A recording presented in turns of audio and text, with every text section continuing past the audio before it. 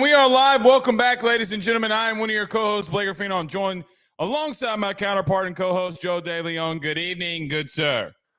Blake, I've almost moved on. We're not talking about Notre Dame for the rest of the season. Turning the page. We're locked in for week 3. I'm ready to go.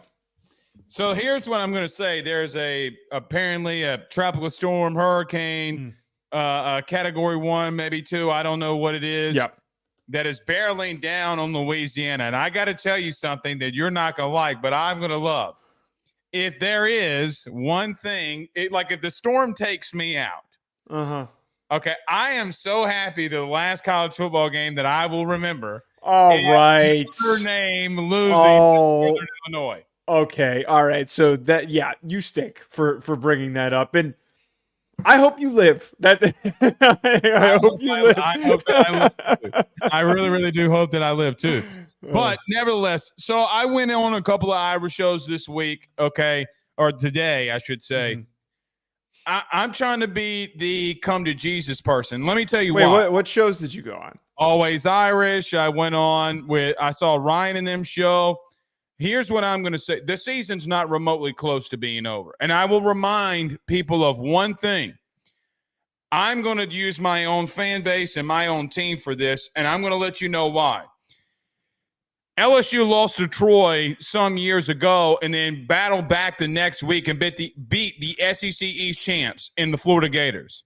These things in early seasons of coaches that don't have a lot of tenure and experience are going to happen. Okay. You literally hold on. You literally have Nick Saban on College Game Day the other morning saying, and I'm quoting, I went and pulled this quote because I figured you'd lead the show off with this. When I played Nebraska, when I was at Michigan State, the coach, which I was born at the time, wrapped his arm around me and told me that I don't suck as bad as I think that I do. You had Saban and other coaches, Joe, that this has affected. And I'm just going to say this. I know that you yesterday called for his firing. This season's not over for Notre Dame. And I'm going to be the one who's not going to turn on that team right now because you still got a lot of defensive pieces. Continue with the faith. Okay, remove for a quick second. I'm removing Notre Dame fandom for a quick second. No, you can never do that. No. Seriously. If I am a fan of a college football team that is vying for that last spot, that's the only spot that Notre Dame's going to qualify for, the 12th spot. If NIU is the G5 team that makes it, and say Notre Dame beats USC, they would be in that position to make it into that last spot. Yes. It would be an absolute joke if in the first playoff, one of the teams has a G5 loss and no other reputable wins. They would need to be USC to have a ranked win. And if they lose to USC, they're definitely done. A 10-2 Notre Dame team with a loss to a G5 opponent does not and should not get in. I don't care how bad the rest of the field is. I don't care if they have to put an 8-4 team in. They should not do it. It would be terrible for the product and would completely start this playoff on horrible footing. Notre Dame does not belong getting in unless they do something crazy, which is like blow out USC. That is the only thing that they can do to redeem themselves. There aren't any other opportunities. This isn't like what you're talking about with an LSU team where there's a redeemable situation to go and beat the SEC East champion. They don't play any of those teams. They're not going to play a team. Conference. Say it again? Then join a conference. That doesn't apply for this season, though. Yeah, it does, because if you were in one of these bigger conferences right now, you'd play multiple, if not at minimum, 3 ranked opponents. Well, I have been an advocate for Notre Dame joining the Big Ten. I don't think that there's anything wrong with joining the Big Ten. I know a lot of Notre Dame fans are against it, but this is further proof that we need more competitive scheduling. We can't be handed some years the back end of the ACC because now we're cooked. We're cooked. Notre Dame is completely cooked. Well, I got to tell you one more thing before we move on. Okay. I went over to our good friends over at Home Field Apparel today, and I bought me a Northern Illinois shirt. You better not have. Yeah, I did. I used a promo code Ruffino Joe at checkout. to save 15% off my order too. Well, at least you saved some money. At least I saved money. Or I would have spent $100 on that damn shirt. Nevertheless, we are live. We got lots to discuss. Joe, a lot of things that we got to talk about. Alabama heads up to Camp Randall to play Wisconsin, and Kalen DeBoer's first road test is the Alabama head man. Also, by the way, we typically do our rankings on Monday's show. We decided to have a quick swap on when we're doing those. That's going to be coming on Wednesday. We want to get previews out on Mondays now, as many as we can. Man, this is a really good early test for Bama after they had a little bit of a shoddy outcome against South Florida and they separated late. I think we're going to really start talking about how good Bama is, just like we did last week with Tennessee. You don't think so? No. I don't, because I think, well, here's what I think is going to happen. Yes, you're right. The common conversations be like, oh, Nick Saban gone, Kalen DeBoer takes over.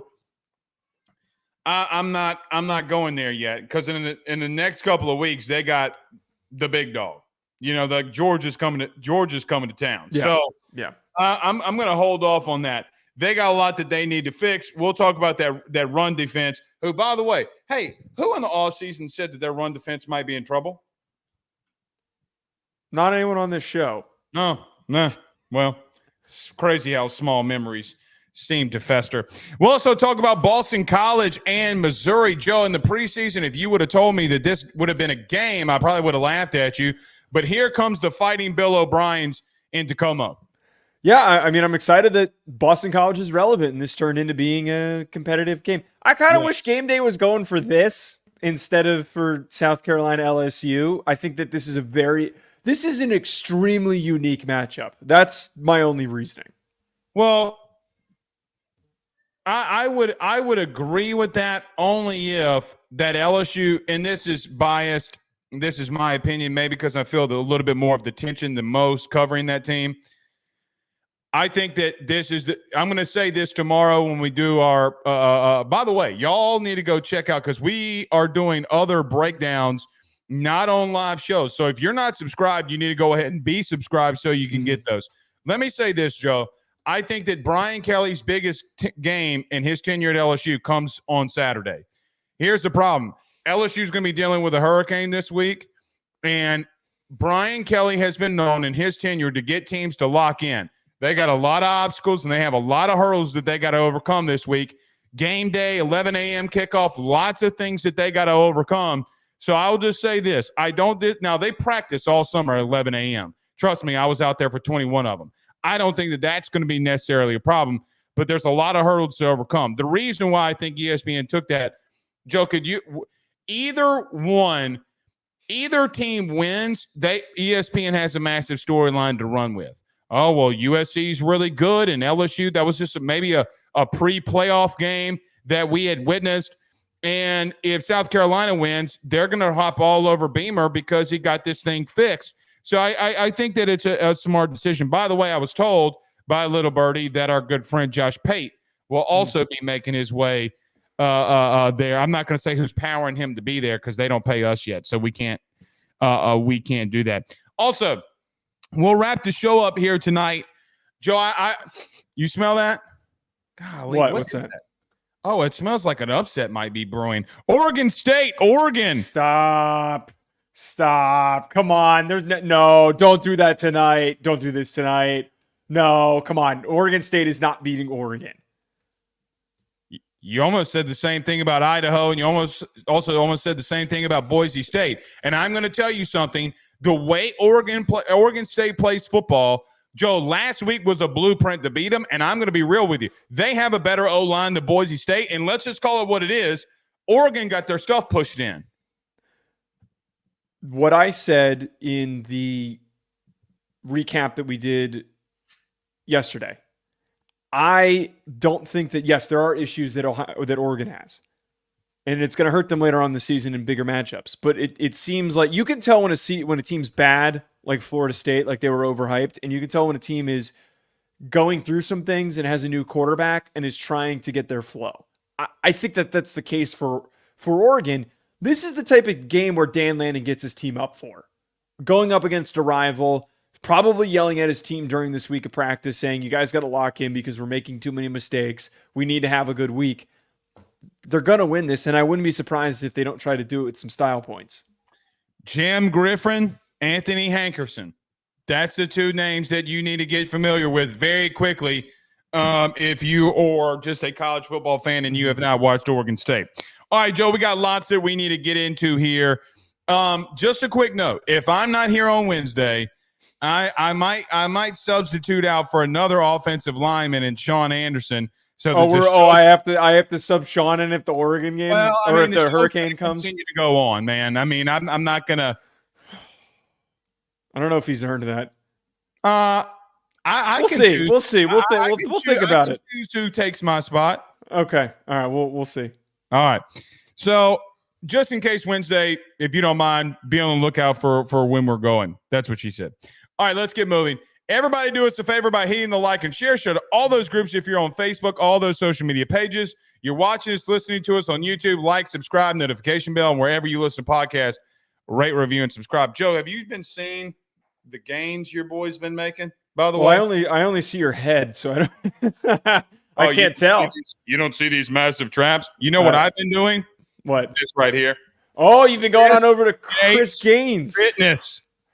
Our good friend Chris Gaines at chrisgatesfitness.com/training camp. He has an awesome online fitness community that is designed specifically for sports fans to help you get results with your health and fitness without cutting out everything that you love, like drinking beer and tailgating. 4 football games in the fall. In training camp, you'll get all the support that you need to build muscle, burn fat, and stay consistent with your workouts. And at the same time, you're going to join that community of like-minded people doing the same exact thing.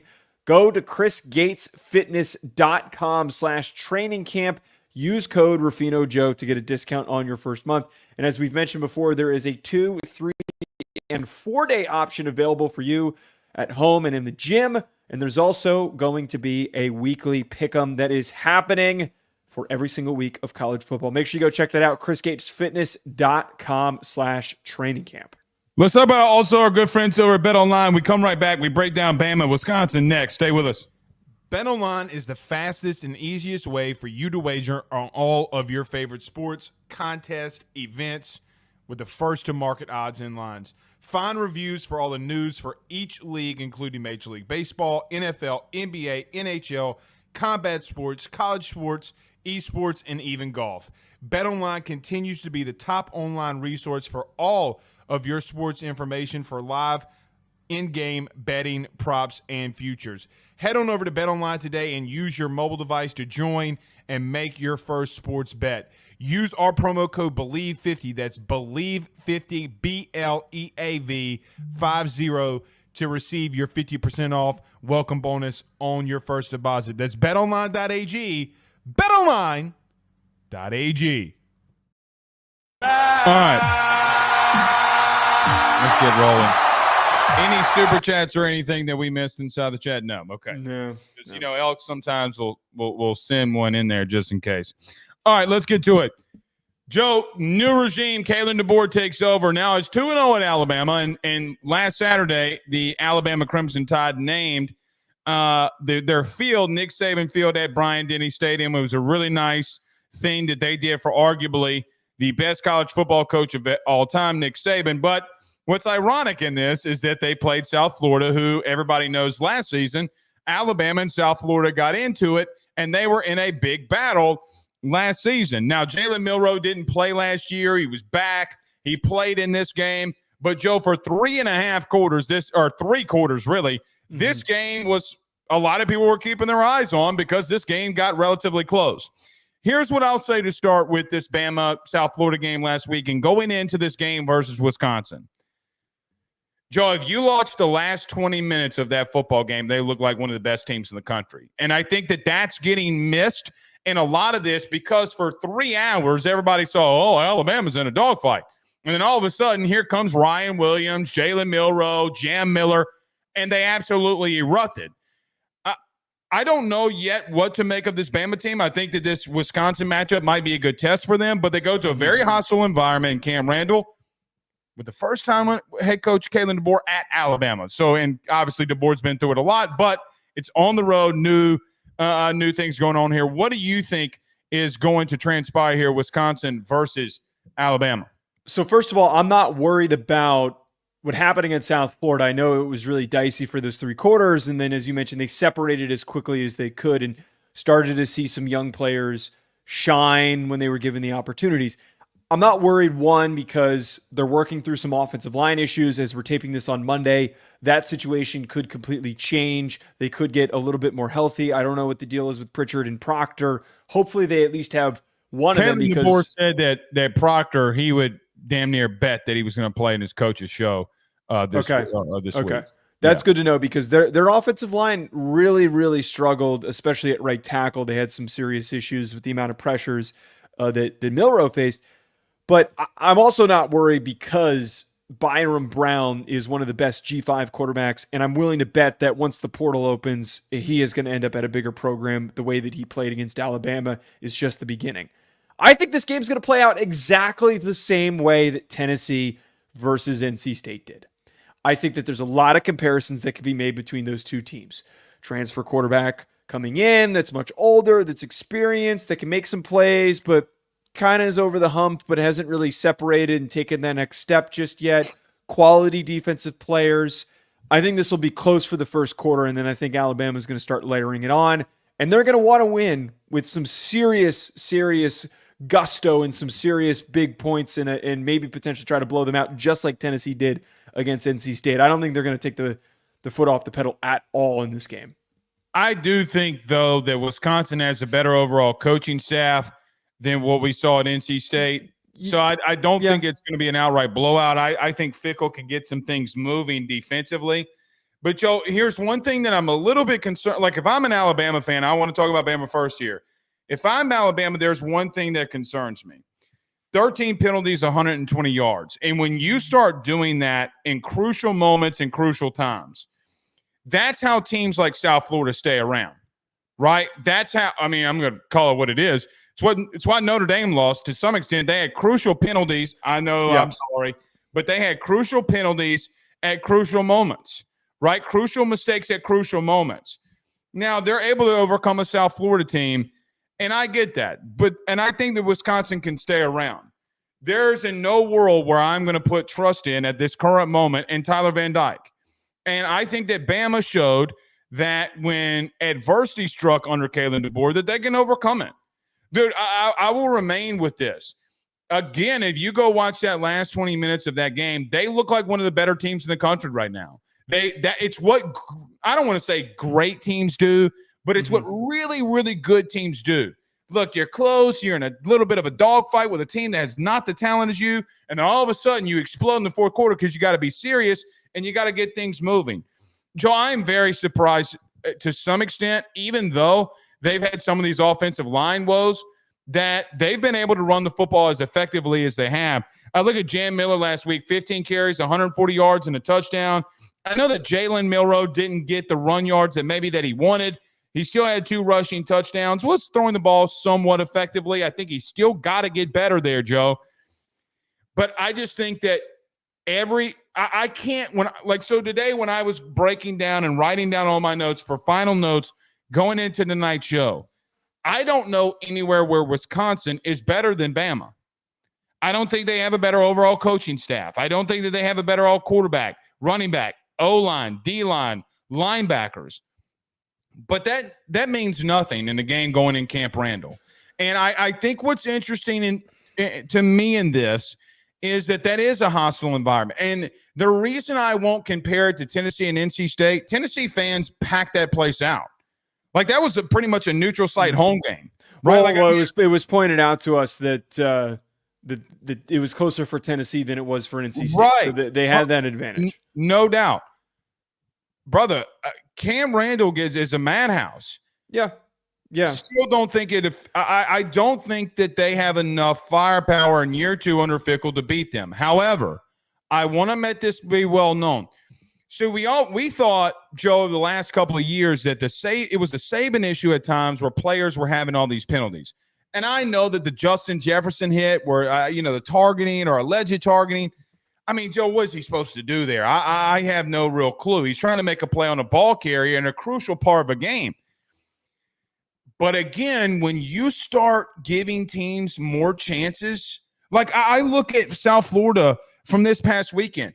Joe, they were in a dogfight with them. They went 2 of 18 on third down. But why did they stay in the game as long as they did?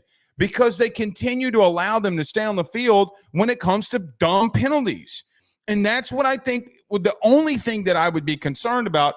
Can you go up there and play clean, disciplined football against a team? Joe, I'm going to be real with you. That's going to play clean and disciplined football.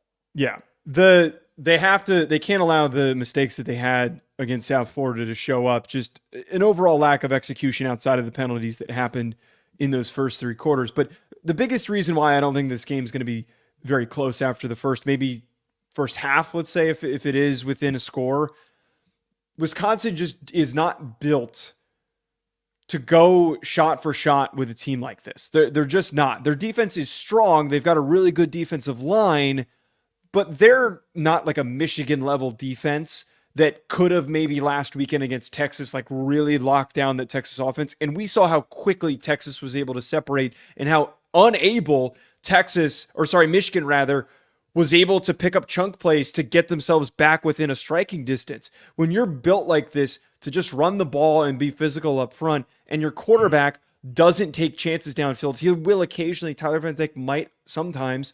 This has always been my biggest qualm with him is I feel like he overprocesses, he holds onto the ball too long, and now we're starting to see at Wisconsin, he's just taking these short little gains, and his yards per attempt has been pretty mediocre in the first 2 games for Wisconsin. So I have no fear that Wisconsin is going to be able to generate enough quick yardage to keep themselves close with Alabama, which the inverse, we saw Alabama struggling, and then in the fourth quarter say, all right, let's lock the F in. We're going to put points on the board.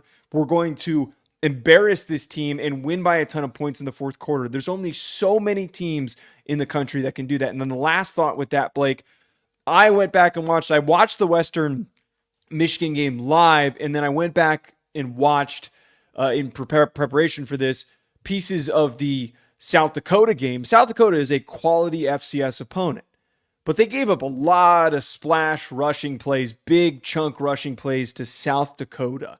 I think that that's going to show up in the run game. I think that Jam Miller and Jalen Milroe are going to produce big rushes that are just going to continue to sway the momentum in Alabama's favor. You know, here's an even better example of comparing this to. This is going to be just like what happened with Texas and Michigan, but maybe even bigger separation. They went to Michigan, and it felt like the air was taken out of the stadium pretty quickly. I don't think that this game is very much reasoning to believe it's going to be a close, hard-fought battle. Ryan Williams, the young man who reclassified and now is at Alabama. Joe, I think he's going to be a superstar. I think he's going to be a really good player. I mean, he had a really good game, had a really good play in the fourth quarter that everybody was talking about. Let me ask you this question before we move to Wisconsin a little bit more. Mm-hmm. Is there any worry for you that Bama gave up 206 rushing yards? Now, I know what you're going to say.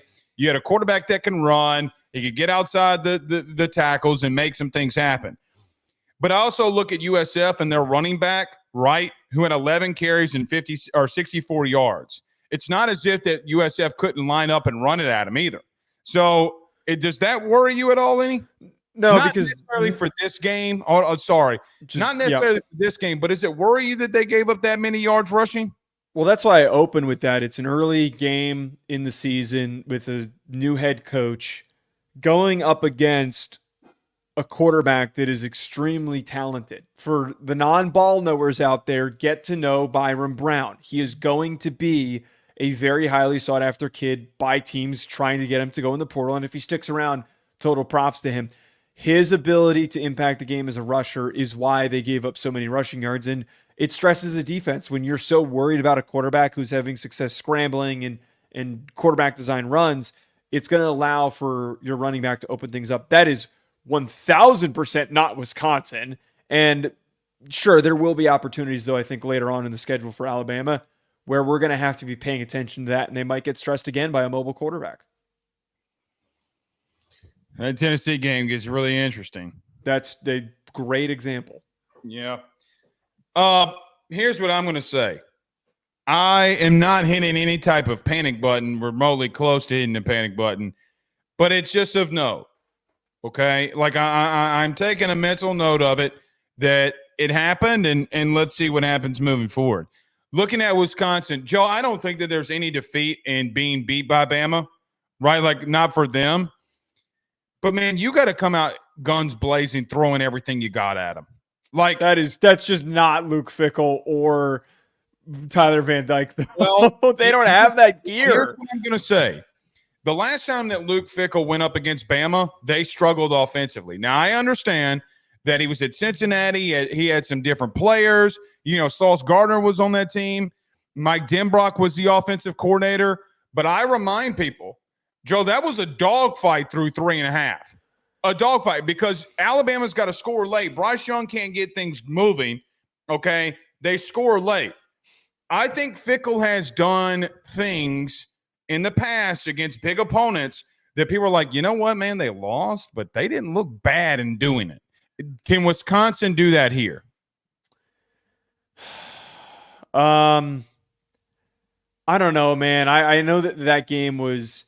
I don't want to like Desmond Ridder was lighting the world on fire. Yeah, I mean that's a very. I mean he played a very, very mediocre game. I just like I don't want to jump all the way down to saying that this Wisconsin team's not as good as that Cincinnati team because it was a G5 team, but that Cincinnati team was very, very good. I don't know if they have Notre Dame, did they not?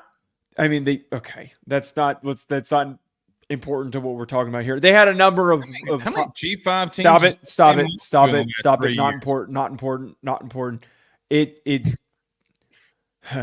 They had a number of highly coveted NFL draft prospects that year. They were a very well coached and developed team. I don't know if Wisconsin is really there just yet. And then we also have to acknowledge here, like the stage that was on was a lot different. It was the college football playoff stage that they were playing on, which is we've got nothing to lose. We're just going to put everything out on the table. That's exactly what I'm throwing at. I'm saying I'd rather have Desmond Ridder. Point. I'd rather have Desmond Ridder than Tyler Van Dyke, though. Ridder was good enough to get drafted. Tyler Van Dyke is not. Here's the point I'll make: Bryce Young's not Jalen Milroe's not Bryce Young either. So there comes a point where he's a better athlete though. He makes some silly decisions. I mean, he makes. I haven't seen him making silly decisions this year though. This is where I keep. He made some really. He every time he dropped back, the right tackle whiffed on his block, and he was getting chased down every time he was trying to make a play. It happened every single time. It happened a lot. And I know that. It happened a lot. If it happened 20% of the snaps, that's a lot. Okay, but he still dropped back over 35 times.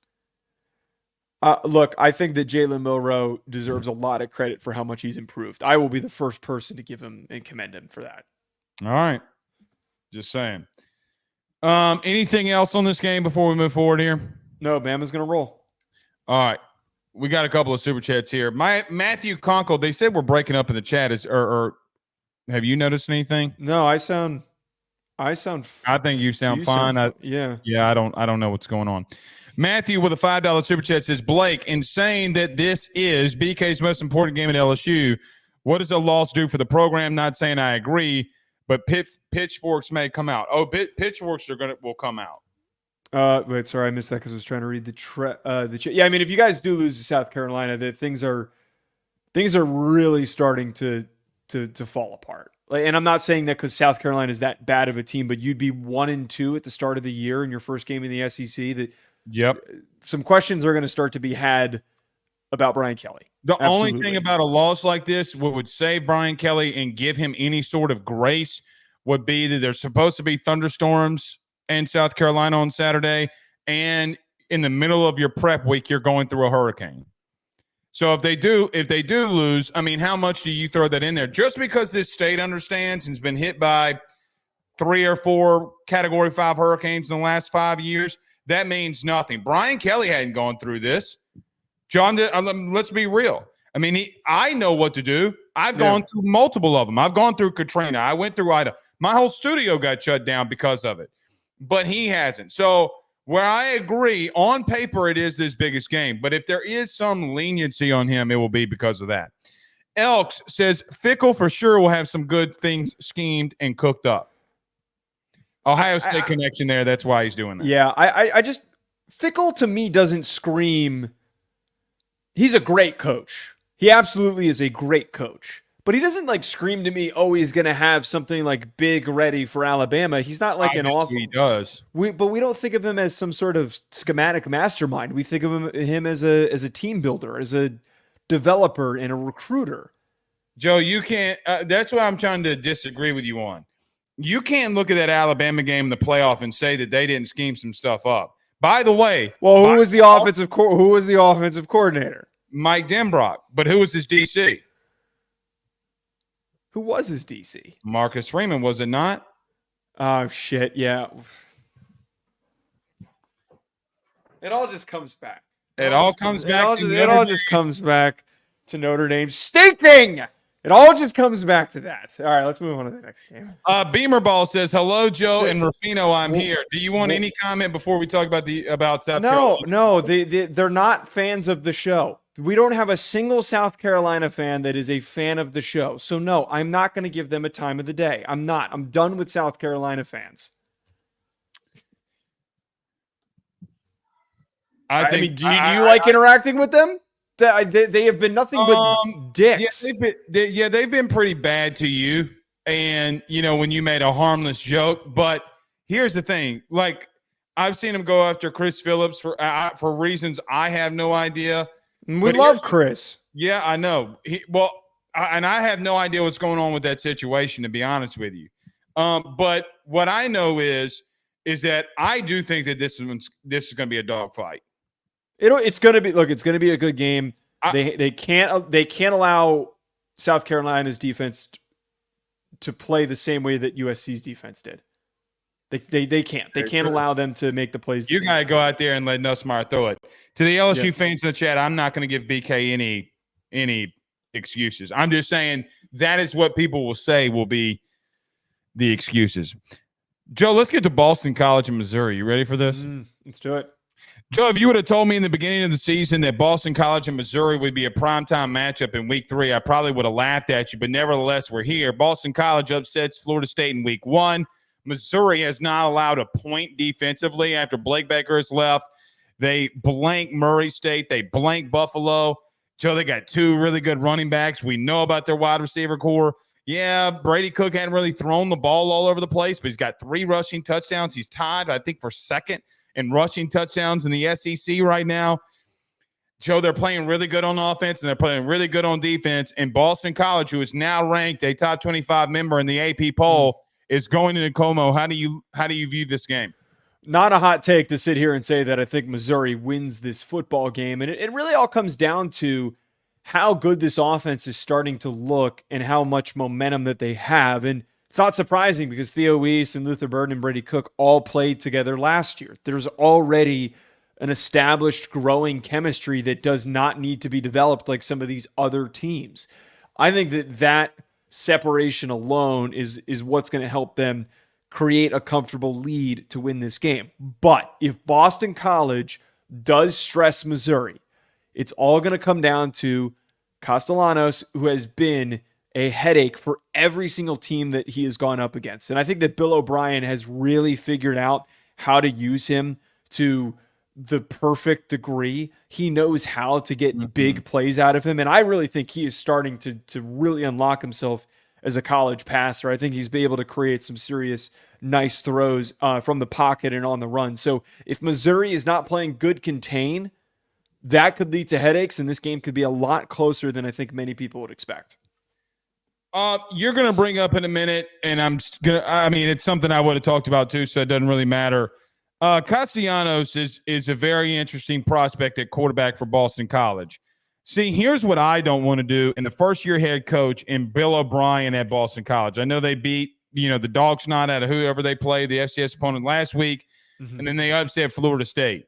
Joe, we have no idea how good or bad Florida State is. We have a pretty good idea of what's going on there, but, it's a big win for Bill O'Brien in game 1. what they've done in the running game with Castellanos and the pressure that he puts on defenses because he can run. You've had Trayshawn Ward that's been able to get some touches. I mean, Joe, he leads the team in touchdown receptions. Okay, receptions. Okay, he leads the team, or tied for first on the team in rushing touchdowns. Robichaux's another back that Boston College has that's looked really solid. And, Joe, here's the crazy thing. Bill O'Brien is wasting no time with getting any of these freshmen in because their DB, Carter Davis, has literally been all over the place. I was watching Boston College's game again against Florida State. This Carter Davis kid, whoever this kid is, he's a freshman. I don't know what he was rated. I don't know what he was ranked, but he's all over the place. He has 12 tackles as a DB. So I look at him and say, all right, man. I mean, look, it's not as if that they don't have bad personnel. They're actually looking good. And me and you were on this train that we got a lot of pushback from Bama fans a couple of years ago about Bill O'Brien, about what we think about Bill O'Brien. You know, when he got hired at Ohio State, a lot of Alabama fans were laughing. And now Bryce Young is struggling in the NFL right now. And I'm asking myself, well, how much did he handcuff Bill O'Brien after watching what they're doing with Castellanos? That's completely different than what we saw, okay, what Bill O'Brien's doing. And I know that they're different players, but what Bill O'Brien's done the first 2 weeks against Boston College versus what he did at Alabama. Here's the thing that I stick on, though. I do think that Bill O'Brien is going to throw some wrinkles. Joe, I listened to some of the Boston College players' post-game show or post-game interviews. They love dude. Like, they are fired up with Bill O'Brien, which is something that I don't know if anybody before the season would have come in here and talked about on a national show. Even though my granddaddy said everything you say before the word but is BS, I really believe everything that I just said and mentioned. But I think that they're about to get out physical. I think that what we've seen the last 2 weeks from that offensive line at Missouri, okay, Joe, they've literally been pushing dudes around. And I get it, it's Murray State. I get that it's Buffalo. But I look at the defensive line for Missouri too. I know that they've had to replace a lot of things. I got to give Drake a lot of credit. They've pushed guys around too. And, Joe, I'm going to bring this up. I swear to God, I'm not trying to point and pick or anything. How many games did we see last week? Penn State, LSU, Notre Dame, where teams came out flat against inferior opponents. The last 2 weeks, Missouri said, watch this. We about to show you something. They have been focused. They have been locked in for inferior opponents, and they've given up no points the last 2 weeks. They are currently the number one total defense in the country right now, and I think there's something to be said. Hold on. There's something to be said because on yesterday's show, you came in and said Marcus Freeman's not getting his guys to buy in. Well, then what does it say about a guy like Drinkowitz who he's getting his team up for less non-important games that many would think would be walkovers? He's getting his team up and ready. And now at home, because he called out the fan base against Murray State to pack that place out, and they did. Now at home against a ranked opponent, buddy, I think Missouri is climbing right now. Mm-hmm. Now, what they do in the season's up to them. But right now, their stock is rising. Dude, they have shown that they are up to the challenge through 2 weeks. And I think that's going to be a little too much for Boston College. So, okay, the only thing I push back on, I disagree that Missouri's going to out-physical them. Yes, Missouri has a good offensive line. But, dude, Boston College, what helped them beat Florida State is that their offensive line was super physical and that they were downhill and that they were able to just completely overpower Florida State. Georgia Tech on Florida State, too. And then Florida State started getting some of their shit pushed in against Syracuse. So now that we have the season in here, I'm with you on what you said until Syracuse last week started pushing Georgia Tech shit in. So then I'm like, how do I – yeah, I mean, I get that you have to take the Florida State game with a little bit of a grain of salt because you do. The D-line was not good. But I think if there is – that's another thing. If this game ends up being close – and a lot closer than people think. I think the spread's pretty big. I think it's like 14 points or something like that. If this is like a 6-point win, it's going to be because they come to fight along the line of scrimmage. And it's because that they grind out those yards that they need in short areas. I would actually feel pretty good about Boston College on like a 3rd and 2. I feel like they can convert those situations where they Trayshawn need. Ward was the biggest sleep up pickup running back in the portal. Yeah, absolutely. Where they would need to be better is trying to connect in the air. If Luther Burton and Theo Weiss are cooking, they're going to need to be able to connect on some big pass plays to stay within. Let me counteract that, though. Let me counteract this. I'm going to push back on you on one thing. If it's close, I don't think it's coming through him running it. I think it's Castellanos tucking it, running it, and getting upfield. I keep coming back to that. If there is the headaches that will be caused, and Castellanos is going to do this the whole year. He is a really good runner, and again, he's starting to look better and better as a passer because Bill O'Brien knows how to use him. His numbers aren't gaudy. I think he had like 100-something yards in the past 2 games. He's averaging that. I think he's only got 300 passing yards in the year. 340 yards. Here's the thing, though. Yeah. So in the red zone, get this. Castellanos is completing 95% of his passes and has 6 touchdowns. Efficient. This is why, like, when we're 2 weeks in, what always gets oversold is when guys have like big totals. I want efficiency. The king of inefficiency is Tyler Van Dyke.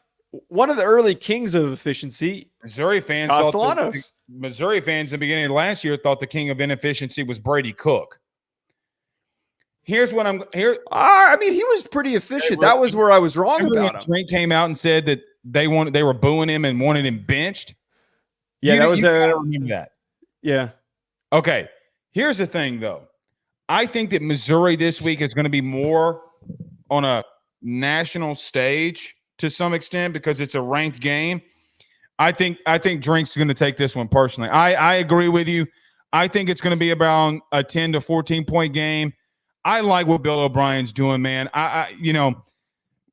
It's just going to be too much for him when it's all said and done. Way, way, way too much for him. All right, we got a super chat in here. Our favorite Notre Dame beef fan. stick. Let's go. It's like a funny comment. Please don't ever say the words beef stick, let's go ever again, please, on this show. I mean, it's his name. I get it, but if somebody clips this and the context gets taken out of it, they think you like beef sticks. I exchanged some very nice messages with beef stick on Instagram. He's a very nice guy. That's all I'm going to say. Beef stick was in your DMs? Yeah. Any beef stick can come in my DMs. Okay, first off, massive pause. You can't say pause when I'm doing it on purpose. That's not how that works. Any beef stick can come in my DMs. Yeah, I said that on purpose. You can't say pause disgusting. For that. That's disgusting. You sound like your roommate, Sean. Yeah. All right. Beef stick says, take a drink, Blake says, push your shit in. Take a drink when you say that because you say that a lot. Well, they did get their shit pushed in. You want to know where I got that from? Where? Ed Orgeron. He says that? So we had Warren Sapp on the show. Quick story to all the college football fans on there. You can make this whole clip. Actually, I kind of want you to make this a clip. I had Warren Sapp on my show probably about 2 years ago, and I asked him about Coach O, or maybe 3 or 4 years ago. I forget how long ago it was. And I asked him, about Coach O, the whole thing with Rudy Poo and The Rock. He was talking about how that was an Ed Orgeron thing. So he was talking about the story about Coach O, and he said, man, we had a bad game, or we had a sluggish game against, and I forget the opponent. He said Sunday night, Ed Orgeron was in there in that defensive line room saying, y'all got your shit pushed in. Y'all got your shit pushed in. So that is where I actually stole that from. So I got to give Ed Orgeron a lot of credit. So I stole it. It's a good term. I like it. Yes. All right. Let's get to Oregon State and Oregon. Joe, do you smell that? No, not what The Rock is cooking, but do you smell that what's in the air right now? Stop it with this. Stop. You really think that – are you just trolling the Oregon fans? Is that what you're doing right now? No, can I be real with you? No, I'm not. It's not that I think Oregon's going to lose. I have a massive concern with them going into this game against Oregon State. Would you like me to explain? Go ahead. Ashton Jeanty last week, really, we just talked about, quote unquote, pushing your shit in. Boise State with Ashton Jeanty last week went absolutely insane on Oregon. They were in a dogfight 2 weeks ago against Idaho. No, Idaho, but You get my drift. I look at Jam Griffin, I look at Anthony Hankerston, and I start asking myself, Joe, 2 weeks ago when Oregon State played Idaho State, the score is 38-15, and people are like, oh, okay, good win. No, you got to go watch the game because, Joe, they ran for over 400 yards on Idaho State. They ran the football in today's era with a running clock for 400 yards. They legitimately, on the line of scrimmage, on the offensive line, and with both of those running backs, have been going downhill and knocking people's teeth in the dirt. Then this past week, I have Boise State, who comes in against Oregon, and it's a field goal game at the buzzer for Oregon to win it. You want to talk about, hey, man, you got to prove us wrong on something? Yeah, you got to. And by the way, this is a rivalry game. So, Joe, 400 yards against any opponent, SCS or not, is highly impressive. And then last week I got Oregon getting their stuff kicked in. I'm not gonna. They played an FCS opponent, Blake. You're not gonna allow that. There is a huge, enormous difference between Idaho and Idaho State. For anyone who doesn't know the FCS world, there is a massive difference in the quality of those teams. 400 yards rush. It's impressive, but I do not think that Oregon is on upset watch. I really do not think that is going to happen this week. I haven't seen from the first 2 weeks, like I said in the open, I have not seen a team that has shown like they're wildly overhyped and they've got a bunch of deficiencies that were exposed by lower tier opponents. I saw a team that has elite playmakers and a quality quarterback that has offensive line chemistry issues and that just had trouble tackling a guy that's going to be a Heisman Trophy finalist. It's great that Oregon State is having this success running the ball and that Griffin and Hankerson both had huge games against Idaho State. They did against San Diego State too. So pick whichever one you want. I just don't think that is comparable. And I come back to that. I think that, I come back to that Oregon in week 3, Dan Lanning is a good coach. He is a great coach. He is trying to do everything that he can to get his team right. South Carolina has proven that what a week can do. A week can really change things. But they had a week. That was what Beamer said, that look what we can change in a week. 2 weeks of time of realizing what your deficiencies are and working on them and coming out focused against your biggest rival, I don't think that they're going to mess around. I really don't. I'm putting them on upset alert because you're going to have to prove to me after what you did last week on Boston College. Now, I haven't picked the game yet. We're talking about this on a Monday, so I haven't picked anybody for this game yet. I look at this, though, and say to myself, Joe, I don't care what anybody tells me because when I look at Oregon State and I look at what Boise State literally did last week on the road, by the way, they had inefficient quarterback play. The Maddox kid for Boise State was so inefficient that anybody, and I tweeted this out to you, I was like, what if Taylon Green was at Boise State still and we didn't have the portal? Oregon is losing that football game. Oregon will lose that football game if Taylon Green is still on that team. They had a walk-on kid that cannot throw a forward pass. When I look at Giovanni McCoy, when I look at him. Who's from Idaho, what is he? Efficient. So I got a running game at Oregon at the current moment that doesn't seem like they can stop anybody. They couldn't stop a bloody nose with a tampon at the current moment. Ashton Genty literally just showed you this, and I got 2 backs that have gone off and a quarterback that is serviceable more than what they face in Boise State.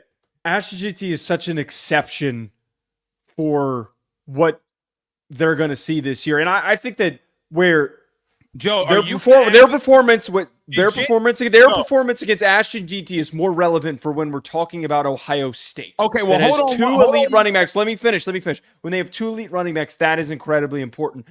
It's not applicable in this situation. Oregon is much better than Oregon State, and they're just playing 2 weeks of bad football. Joe, they don't belong on upset watch. Were there not runs that Ashton Jeanty hit the hole that it was designed to run the football through, and he did not get touched? That happened multiple times. There were plenty of times, too, where he created a ton of room for himself because he is the best running back in the country. Okay, that is fine. But let's not act like that.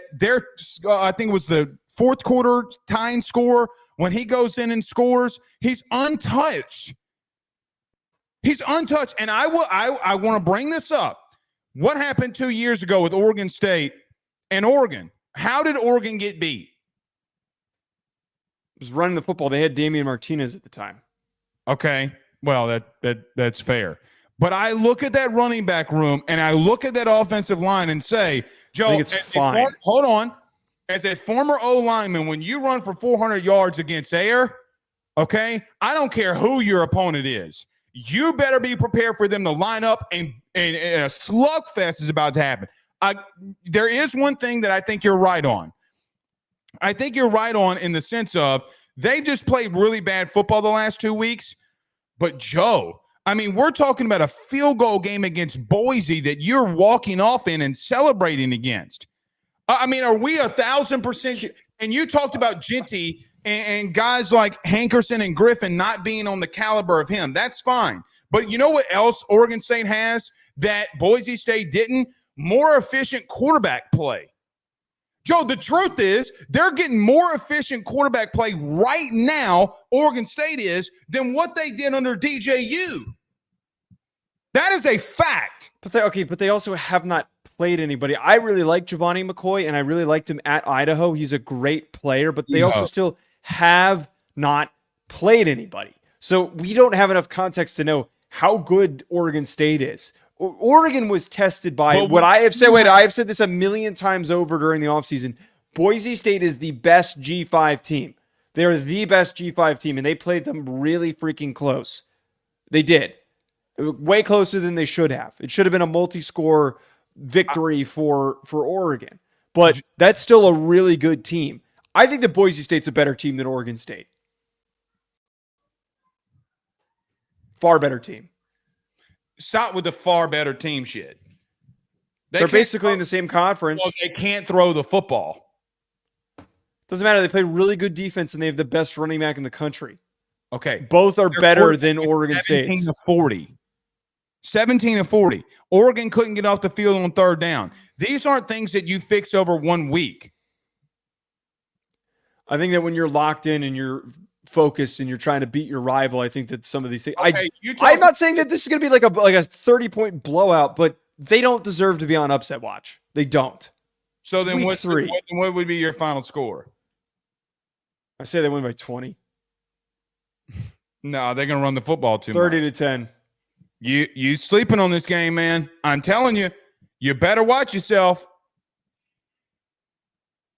I really don't think this is going to be an upset. Hey, game. let me ask you a question. Over or under of how many DMs I get from Oregon fans in the next 48 hours? You're going to get a shitload. You're going to get blasted. I mean, there are people already cooking you in the Yeah, so I'm just going to throw this out there too, very quickly. Oregon, I stuck up for you all last year and you failed me. I'm not going forward again. It's a new year. This is why I always change teams that I support. You should never just stick with the same teams. I do think Oregon will get it done, though. If you put a gun to my head, okay, I think that they will get it done. I think that they'll overcome and they'll get it done. But it does – let me tell you this. I'm worried for them in this game. I really am, man. I don't think that they should be. All right. Well, you're just flat out wrong. I'll be proven right. I might pick Oregon State this week just to get you back in the – do it. Just to get you back in the stop it. Pick'ems. Stop it. All right. Anything else that we didn't touch on? No, we've got we're going to drop 3 more previews tomorrow, and then hopefully the hurricane isn't too bad on Wednesday. That's what we hope. All right. We'll see y'all again on Wednesday, hopefully. And if not, safe travels, prayers. We'll see y'all soon. Y'all have a good one. Peace.